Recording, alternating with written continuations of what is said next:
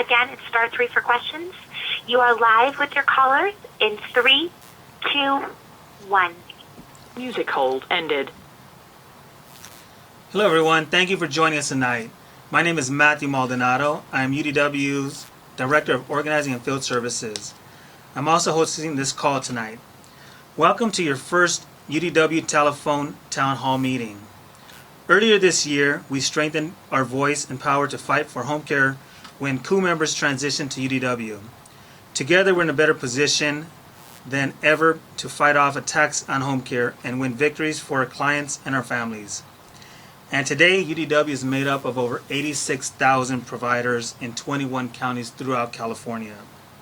Tonight, we're going to talk about what it means to be a UDW member, hear updates on overtime for home care workers, and discuss your UDW member benefits. We want to hear from you. Our guests here will be taking questions throughout the day. If you have questions, press *3 on your phone now. We have staff collecting questions that we'll answer later in the call. Again, press *3 if you have any questions for us. Our event tonight is also being live streamed on the internet. If you'd like to join us live, go online, log on to www.udwa.org. That's www.udwa.org. Let's start by introducing our guests. First to my right, we have our president, Editha Adams, a longtime home care provider and UDW activist. Editha? Hello, everyone. Great. And to her right, we have our executive director, Mr. Doug Moore. Hello, everyone, and thank you for joining the call. And then we have Kristina Bas Hamilton, who's our legislative and policy director in Sacramento. Hi, everyone. We're here to talk about our efforts to fight and end the 7% for good and win overtime pay for home care workers. And last but not least, we have Lori LaScola, who's joining us today all the way from Tuolumne County. Lori will be talking to us a bit about the benefits of membership within our union. Lori? Hi. Great. Thank you all for being here. And thank you especially to our newest member of UDW, Lori. Thank you for coming down from Tuolumne County. Thank you. Before we get started, I'd like to remind everybody that we're taking your questions now. If you have a question, again, press *3. And if you have internet access to watch the tele-town hall live, log on to www.udwa.org.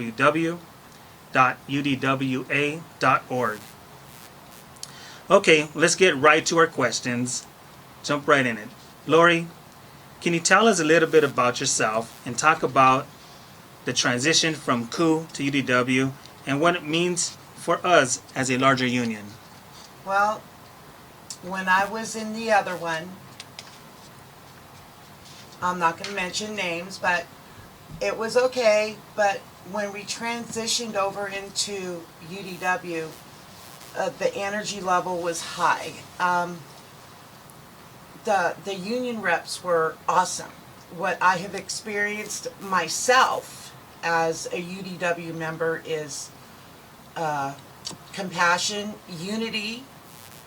I've learned, I've had classes, I've got my CPR certification through UDW, I've got my advocacy down through UDW training, I got my information how to deal with, obscured situations through UDW.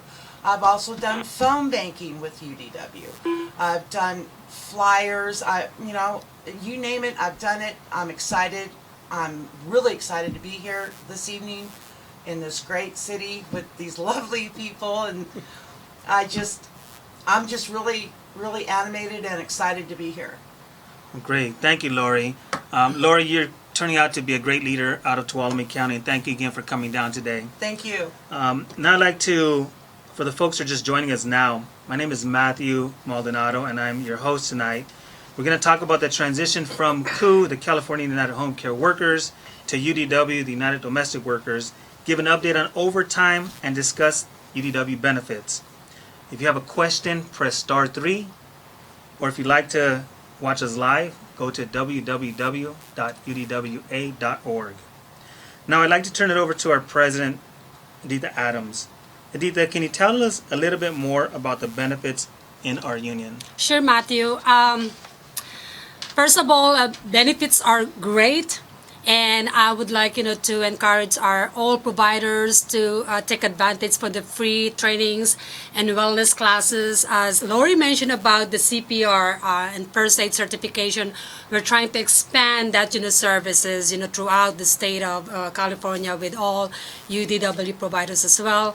And advocacy councils is very important matters, for us. We're gonna help us, for our providers, for clients, to raise their hours and back pays, myself also assisting that, services. I help out members to increase their hours, or not even an IHSS, providers getting into this program and getting the maximum hours. This is a really good advocacy council that we need to look forward on working together, and it's a great opportunity for us to look forward to what we really needed, some hours to get increased. And the dental low dental plan, and we have a prescription card discounts and also cell phones discounts. And to learn more about the benefits, you can go on our UDW website at www.udw.org, or you can call our Member Benefits Center. The phone number is 1-800-621-5016. Our UDW Member Benefits is there to answer all UDW and IHSS related questions. Thank you, Matt. Well, thank you, Madam President. Again, if you have any questions regarding UDW benefits, you can call us at 1-800-621-5016. Thank you, Editha. Our next question is for Doug, our Executive Director. Doug, we've been working together to restore the 7% cut to our clients' hours and make it permanent. Can you give us an update on the latest efforts? Sure. But before I go to the 7% restoration, I want to talk a little bit about what Editha just finished talking about, which is some of the benefits that UDW has negotiated on behalf of you. One benefit that we are planning on rolling out in January is a prepaid MasterCard.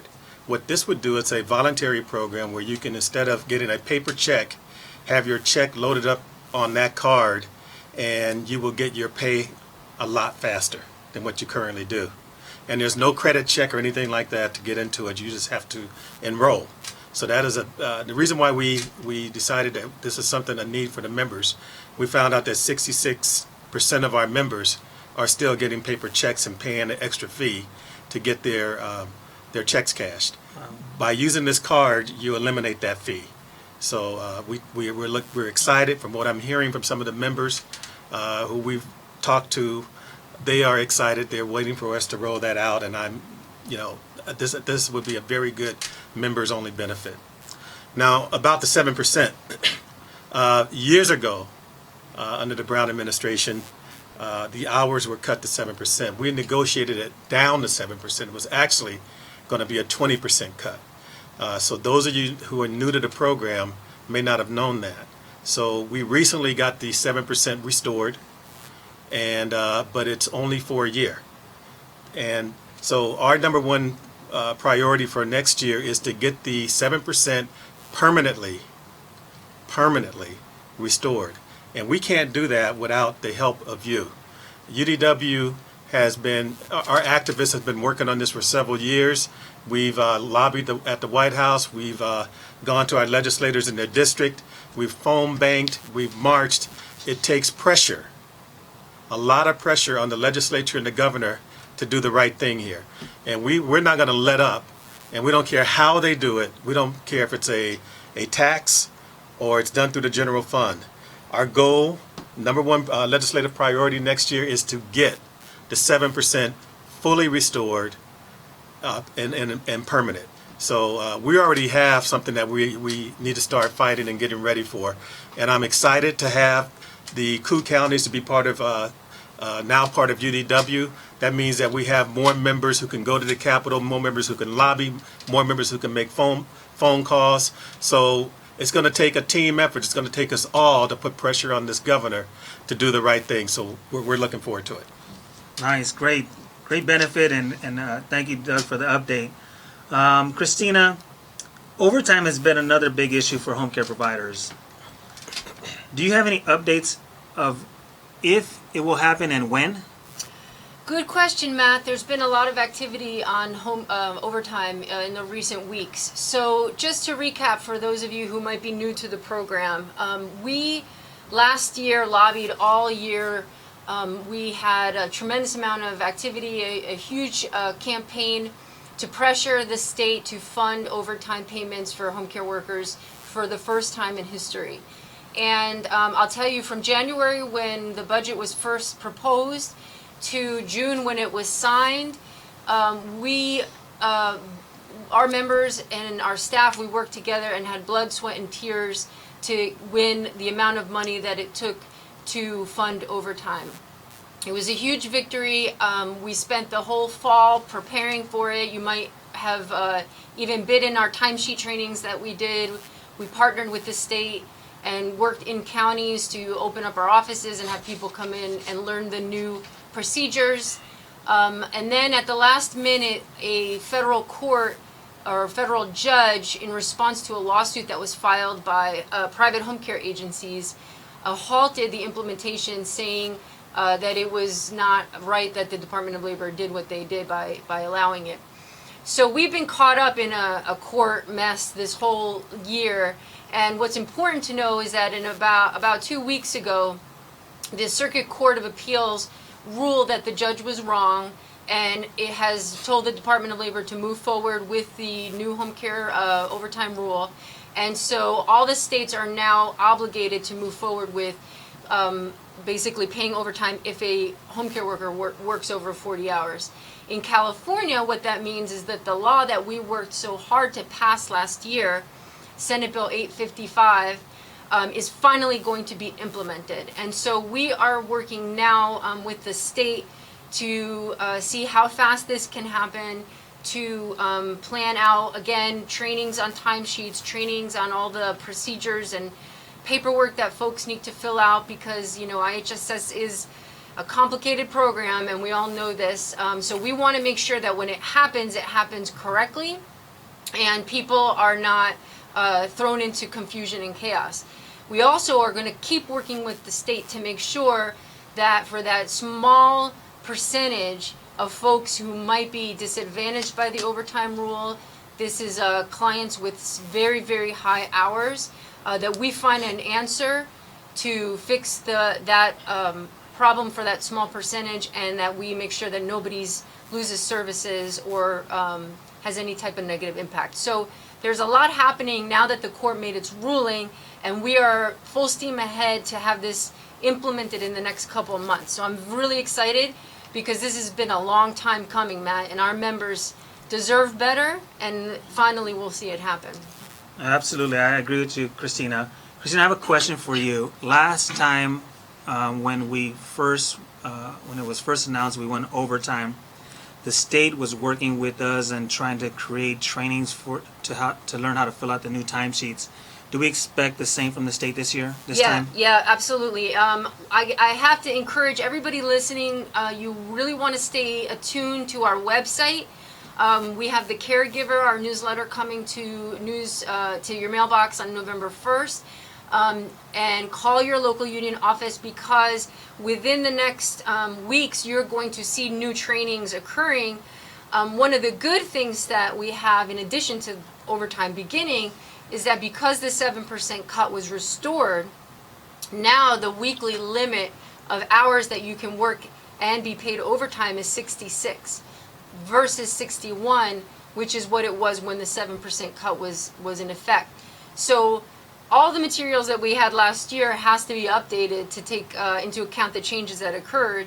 And the good news is now we can work up to 66 hours a week and get overtime from 40 hours to 66, which is a huge financial gain, not only for our members, but for their clients that they live with, for their household. So yes, I encourage everyone to stay close. Call the union office or the 800 number to find out when these trainings are happening in your county. Great. Kristina, one more question on the overtime. Will we be seeking retroactive pay if it doesn't happen right away? Absolutely. One of the goals that we have laid out from the get-go when the judge first shut us down in January is that we demand retroactive pay. This is a huge demand. It's not going to go away. I don't have any answers as to what's going to happen right yet, but the state is very aware that this is what we want for our members. Great. Very exciting. Thank you, Kristina. Thank you. Thank you, Doug and Editha, Thank as you. well. Let's take some calls from some of our members who are out there. Again, if you have any questions, press *3, and we will take some calls. If you want to watch this live, we're at www.udwa.org. Let's see if there's anybody on the calls right now. We have a Sandra Brossard. Sandra, are you there? Sandra? From, doesn't show the county. Okay, we have a call from Rosetta Fleming. Rosetta, are you there? From Madera County?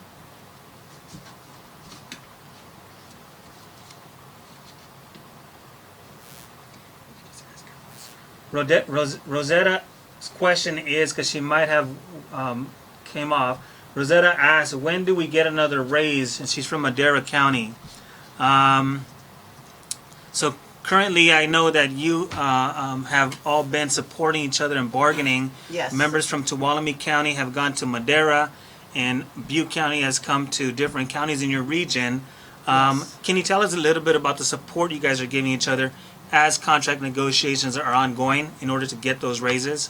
Well, we're still working on that as we speak, and we're still doing phone banking. We're still going to the Capitol. I do know that in my county, I can only speak for my county now, as of July 1st, we got another 20-cent raise. We're at $9.45 an hour. As of the first of the year, we will go to $10 an hour. Woohoo! Okay, that's wonderful. Minimum wage is going to be at $10 an hour again for our county. Now, I'm only speaking for Tuolumne County. We still need to go back in there and fight for more, because this is a very hard job. And Right. I don't see it being, beneath some people, but, it starts from birth until we pass away, okay? The care starts there and it ends there. There's no gray matter in between, not in my eyes. Right. But I'm only speaking for myself. But I see us going forward, and we still need to stick together in all counties and still rally as hard as we can. That's right. Doug, did you want to add? Only that UDW is engaged in the fight for 15. We don't feel that should be $15 should just be for fast food workers. If fast food workers can earn $15, certainly home care providers should be getting $15. So what we are doing throughout UDW is trying to set the path to get the $15. It may not happen overnight, but that is the ultimate goal, because all of our counties are at different pay levels. Yeah. Yeah. So how do you raise the floor so that we can get everybody there? So it is one of the priorities of UDW to get everybody to $15. That's why statewide bargaining is so important, because then you're not bargaining with 21 different counties. You're bargaining one contract for all of UDW. And we are beginning that process right now with bargaining for 2 counties, which is Riverside and San Diego currently. So our ultimate goal is to get to the fight for 15. It is a goal that's reachable, but dealing with this state, nothing happens by just sitting there waiting for it to happen. You have to make it happen. Exactly. That'd be great. I hear that. I hear that all the time in all of our counties. We're fighting for 15, and I'm glad that we're making that part of our call as well, Doug. Let's see if we can find somebody else that we can go live with here. Virginia Reyes. Virginia, are you there? From Madera County. Yes. Hi, Virginia. How are you? I'm all right now. Oh, good. Hey, Virginia, so you're live with all of us here. Thank you for calling in. I see you have a question regarding your mother and her hours. What is your question? Well, I'm just wondering what they're doing for somebody like me. That I'm just taking care of my mom. I'm not taking care of other people. I only get 55 hours and 10 minutes. 10 minutes every 2 weeks. I take care of her 24/7, and I'm being punished because my health insurance just got taken off for my husband and me. We're looking into other health insurance that we might have to pay like $300 a month, and we're also got taken off Medi-Cal because I'm taking care of my mom. Well, I'm getting Virginia. the extra little bit of money. Well, Virginia, I'd like to. My husband's 81 and I'm 70. So I'm, in a tight spot here. Well, Virginia, I'd like to ask our president to address that Sure. question for you. She does a great job in some of this work. Great. So, Virginia, this is Editha Adams, your president. What we do so far is we wanna, have the advocacy council training at your area. But if you need an immediately assistant, as provided to you, you can call the number, the 1-800-621-5016. We can assign an organizer or a county representative to come up to your house and look on your case. So what we do so far is we need to look first what other our services or Husband. husband, your husband, My mother. your mother. No, my Okay. mother.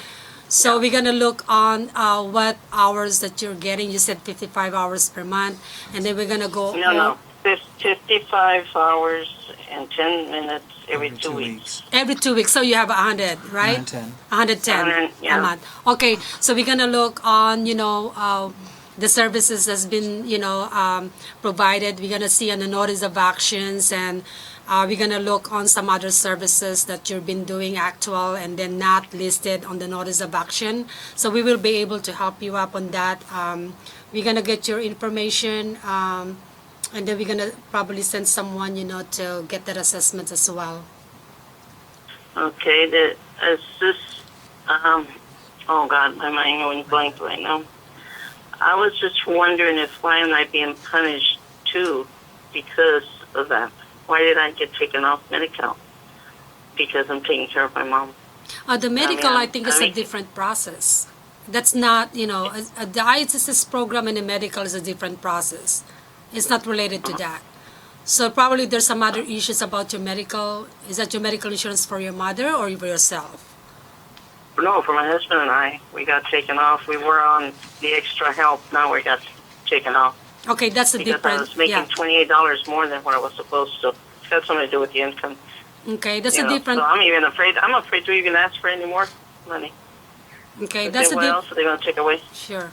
So there's a different process, but we wanna talk to you more about it. We're gonna get your information, and we got your information right here. So we'll contact you. Great. Thank you, Editha. Thank you. Thank you so much. Thank you, Virginia, for that question. Let's see, we have somebody else in line. I think we have Diane Ho from Tuolumne County. Diane? Yeah, I already asked my question about hours per week or days. Do you consider 5 days or 7 days a week in 5. determining the overtime? Overtime is 7 days a week. Okay, so anything over 40. during that period. Anything over Yeah, but- 40 in a 7-day period, yeah. Okay, 40 in a 7 days. That's my question. Okay. Yes. Thank you. Thank you. Thank you. Oh, somebody from your hometown. Yay! Yay. I'm glad. That's good. We got anybody else on the line here that we can see? We have a Diane Aloisi. Diane, you're from Butte County? Diane, are you there? Nope. Let's see, we got somebody else we can pull up here. See a whole list of people. Remember, if you have any questions, press *3 and you'll get connected with the live operator. We have Sandra Broussard. Sandra. Hello. Can you hear me this time? There you go. Yes. You made it. Welcome back, Sandra. Okay, I do have a couple questions. With this, with the new union, we're not provided any type of medical. Are you provided any type of medical benefits? Sandra, which county are you from? I'm from Sutter County. Sutter County, yes. So, Sandra, I guess the question is, in your contract, you don't have health care now, or it's limited, correct? They took our health care away from us, exactly. Okay, so part of that, I guess, Doug, do you want to answer that question? They're going to go into bargaining at the end of this year. The contract expires, and I guess we're going to try to figure out if we want to negotiate health care back into the contract. Okay, that's one question. Thank you very much. I would appreciate that. Thank you. Perfect, thank you. Okay, the other question I had was with the overtime. Last time you guys were implementing the overtime, which I believe was last January. I can't quite remember. But what I do remember is being assessed, having an in-home assessment, and getting my hours cut way down before that law implemented. And then the law didn't even get implemented in. So what they did was come in and assess my hours, deduct my hours, in time for the overtime so that I wouldn't be in the overtime hours.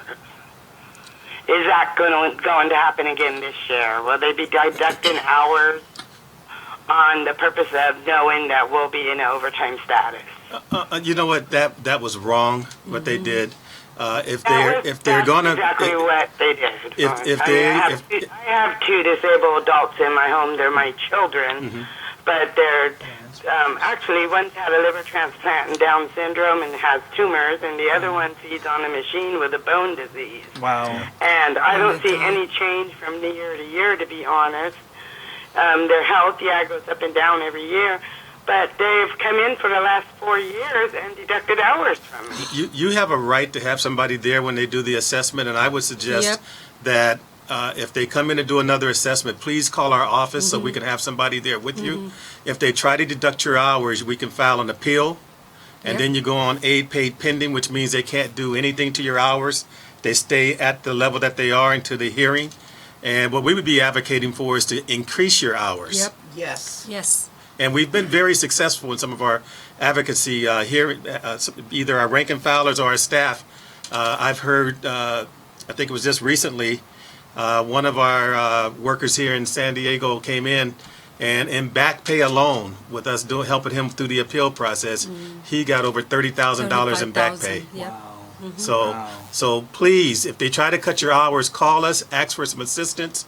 Don't go in those assessments with them alone. You have a right to have somebody there with you.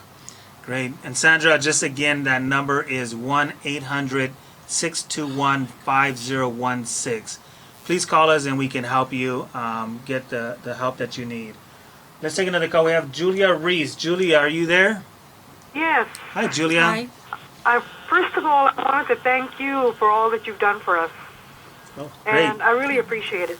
Thank you. Thank all of you at the union You're for welcome. Thank you. Thank you. that. In the future, the baby boomer generation is starting to get older and older. And pretty soon that baby boomer generation is going to need a lot of health care. And so the number of healthcare workers, including caregivers, CNAs, nursing, is going to increase, not decrease. So how do we get it through to these politicians, both Republican and Democrat, that we need to treat caregivers better, and we need to give them better pay?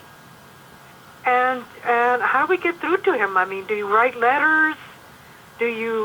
What do you do? How do you get it through to these people that caregiving is something that's very important? Yeah. Well, studies have shown that home care is one of the fastest growing industries right now because of what you just said. Baby boomers are starting to retire, and they're going to need someone to help. You have to put pressure on your electeds. We have to continue to advocate for this in Sacramento and federal funding as well. Okay. Do we write them letters? You can write them Yes. letters. We do visits, and handwritten letters are very, very helpful. Not a form letter, but one you write yourself. But it should be not just one person. We should be doing that as an exercise throughout UDW and all the counties, and let them know that we're watching what you're doing. Right. If somebody takes a bad vote in the budget to cut IHSS, we need to be in their face whenever they do that. Not just me or not just Kristina, but rank and file members, and go to their districts, picket their office, say, we're going to take you out because you're not doing a service to this community by the votes that you're taking in Sacramento. What county are you in, ma'am? I'm in Imperial County. Yeah. It's one of the lowest rated for employment, for anything. We're at the bottom of the barrel here, Right. in every way. The best thing. But thank God we have. But thank God for the unions that have made a difference here. Thank you for saying that. I would say that to answer your question, like Doug said, writing letters, visiting legislators on the county level, because it's the county supervisors who control the wages that you earn. The state legislators control the budget that IHSS receives overall. So both of those groups they need to hear you. They need to hear your story. And my ability to be in Sacramento and to lobby on behalf of IHSS members is only as strong as the members themselves coming and telling their stories. So in terms of what you can do, the best thing you can do right now is call your office, ask to speak to your regional coordinator or any of the organizers, and get plugged in, because we do actions all the time. Yeah.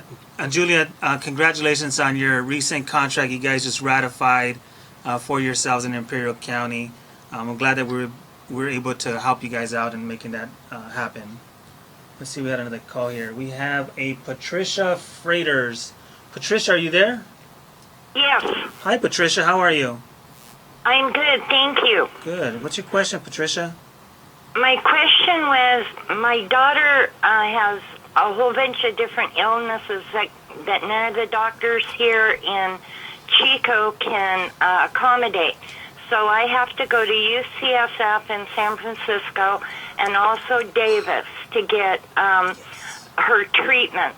I was wondering, are we going to get mileage or compensated for all the gas and the time and that I spend down there and also in Davis? So once the SB 855 is implemented, Yes. providers will get paid for travel time between clients and medical, so that wouldn't apply to you, but medical accompaniment time. There's a set of criteria. Basically, if it's like the type of visit where you could drop them off and go attend to your own business because, say, they're there all day long, there's different criteria that will be applied to determine if you'll be compensated for medical accompaniment. So I want to say, without knowing the details, that yes, that scenario would be something that your time would be compensated under the FLSA. So so that's the type of training that is going to happen, is training providers on what criteria there are, so that you're crystal clear if this applies to you. Okay, well, thank you. Thank you for the information. Absolutely. Please call us if you have any questions. Thank you, Patricia, and good luck with you and your daughters. Let's see if we have another question. Do we have another caller here? Clementine Sanders from Madera County. Clementine. Yes. Hi, how are you? Good evening. How are you? I'm doing fine. How are you all? Good, thank you. Good. I just had one question. Well, first of all, like the other lady said, you guys are doing a good work and you're working hard, and God bless you all. Thank you. But I just wanted to ask one question. Did the union dues go up? Because I called the office several times and I can't seem to get hold to nobody. Because I had just started taking care of my son, and on the first check that I got, the union dues was $52. And I was thinking, they're not $52 unless they went up and I didn't know they went up. So, Clementine, so the dues for COO are different from UDW. and we haven't transitioned the due structure to over to UDW for a couple of reasons. One is the transition from the counties to recognize UDW just recently happened, but the second part is the state payroll system is not ready to adopt the changes. So the changes have not been made. The dues probably will go up for you with the due structure that is in place, because COO dues charge at a percentage of how much you make. And UDW's due structure is a tiered structure based on how many hours you work. So we're eventually going to move all of the dues to UDW structure. We're just working with the state on a time frame of when we can make that happen. But before that happens, I'm sure that Doug and Editha will be sure to send messages and information out to everybody, so everybody's fully aware of any changes.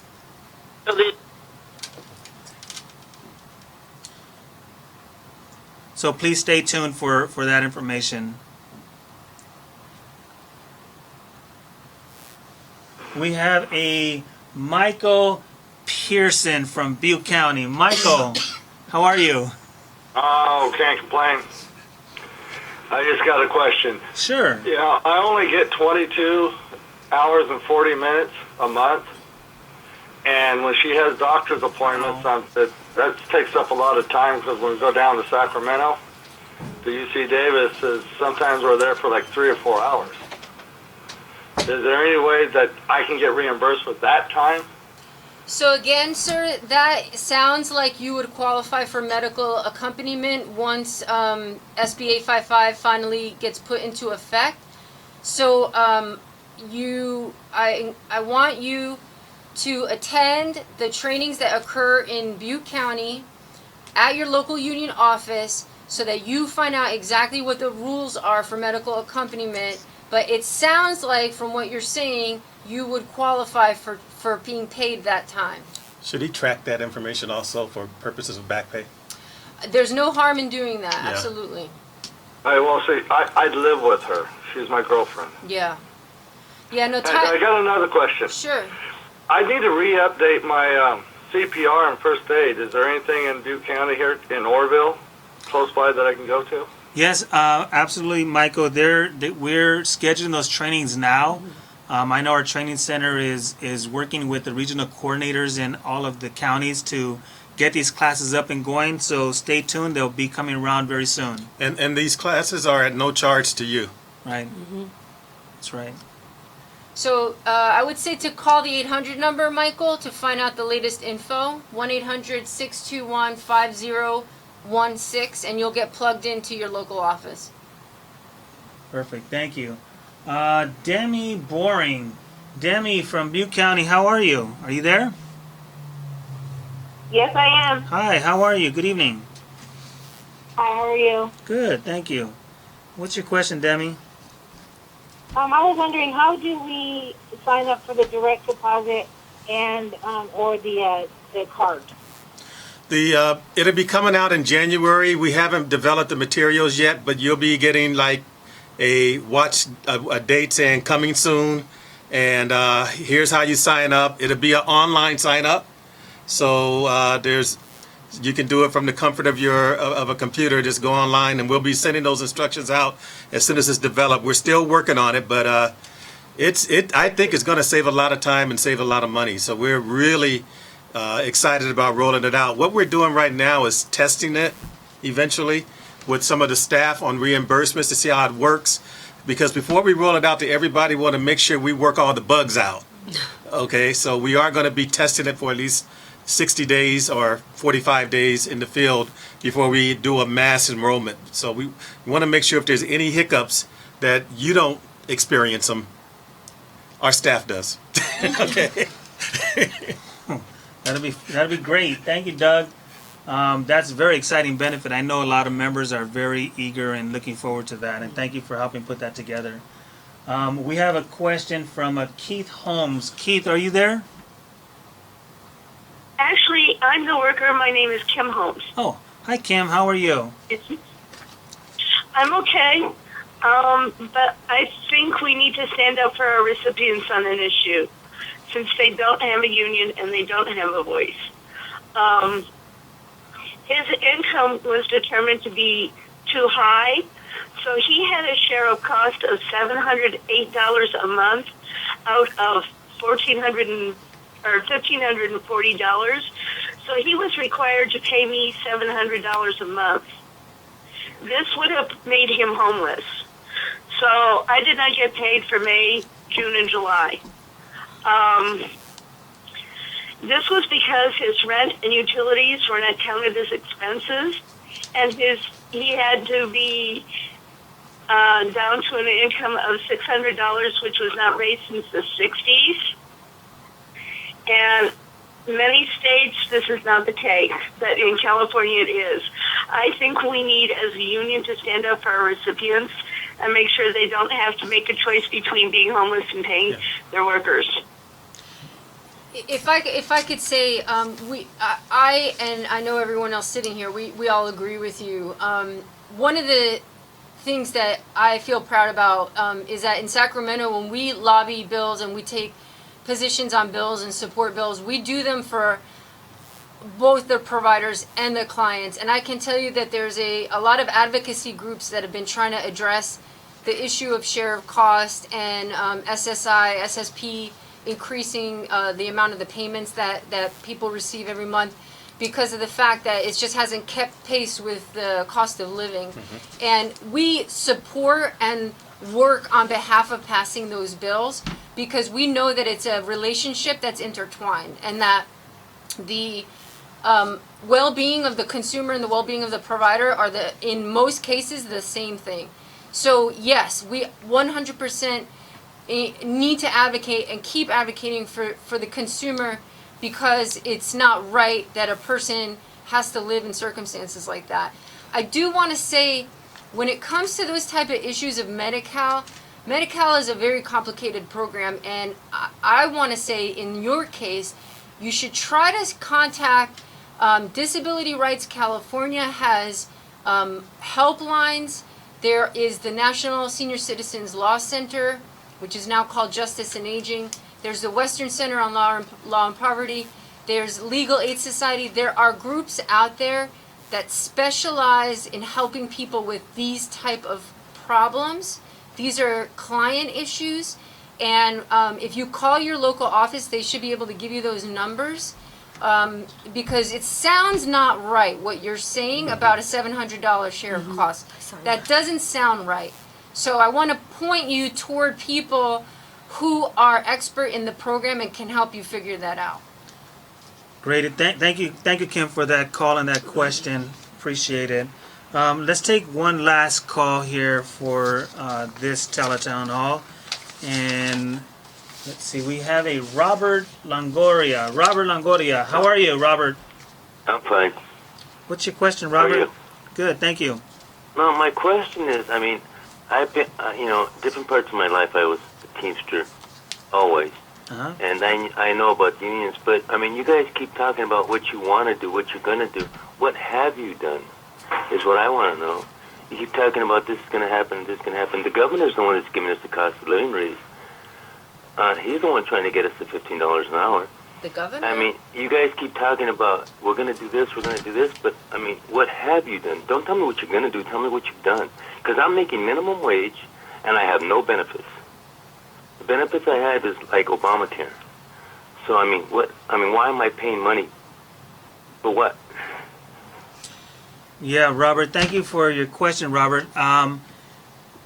Butte County, I know we're in negotiations in Butte County right now as we speak, and the county is proposing to keep you at minimum wage. You're at $9 an hour, and they are offering nothing at this point. So I encourage you to get involved with the bargaining efforts happening in your county.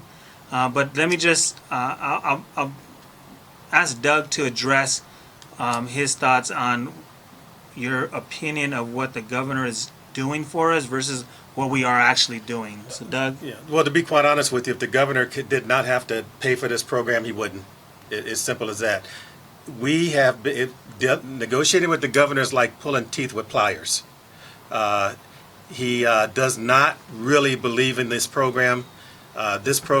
child care, he is not a big fan of. What we have done is we have restored the 7% cut. Okay, we have succeeded in getting overtime. We have conceded in getting direct deposit. So we can point to a lot of legislative victories. Even so we can do that, it's still not enough, and I get that. So yeah, we're talking about what we're going to do in the future, but we have done a lot to sustain this program. We've lobbied for additional funding from Washington D.C. for this program. We've worked on trying to get the MCO tax calculation changed that would fully fund IHSS and keep the 7% restored on a permanent basis. So to say we haven't done anything, I think that's disingenuous. We have.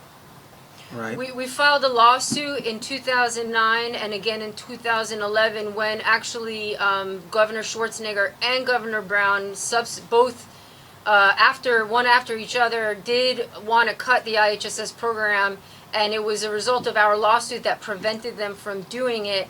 Like Doug said earlier in the call, it would have been a 20% or more cut that was negotiated to be down to 7%. And the only reason we had to accept 7% was because the court that we were heading to in our lawsuit, we knew did not have judges that favored our case, and we knew would actually overwhelmingly likely to rule against us. So I want to be very clear to support what Doug is saying. If it was up to this governor, we would not have overtime. The 7% cut would not be restored. IHSS would continue to be on the chopping block every time there is a fiscal crisis. It is 100% true that if it was not for the unions that represent the providers in this program would be decimated, because we are organized and we have the ability to influence legislation and to influence the political process. Could it be better? Of course it could be. On a county level, which is where your wages are negotiated, no one will argue that county supervisors, boy, we wish that there was a silver bullet to make them see the value in the work that you do. But unlike a Teamsters union, our members don't go on strike, right? So we have to put political pressure everywhere we can. So I want to say to you that I hope you can work with your bargaining team to support and attend the actions in Butte County to pressure those supervisors to agree to an increase. Because I agree with you, minimum wage is unacceptable. But the way that this work is not respected and not treated as equal is across the board, every which way we turn. So it's like you take one step forward and 2 steps back come in another direction. So hang with us, my friend. Yeah, one other thing I just want to say is, at the local level with the Board of Supervisors, how you can put pressure on them is also registering and voting. Because when you look at Butte County is not alone. There's several counties that we represent that do not pay a living wage to home care providers. So vote them out of office. Exercise your right to vote. Get them out of office and put somebody in there who respects the work that you're doing. Good point, Doug. Thank you. And Robert, one last point on the Butte. UDW just got recognized by the county last week, and I've met with some of the staff and the members in Butte County, and we're creating a plan right now to help you guys get a good contract, or at least get the county to start talking to you guys the way you deserve. So I look forward to your participation to do some of the work. I encourage you to do it. Call our office to find out how to get involved. 1-800-621-5016. Wow, this has been a really exciting evening. To all of my guests, thank you guys, all of the guests, including myself. Thank you for being here today. Great questions from everybody who's on the call. Again, if you have any questions that you would like to ask, we're out of time, but you feel free to leave a message at the end of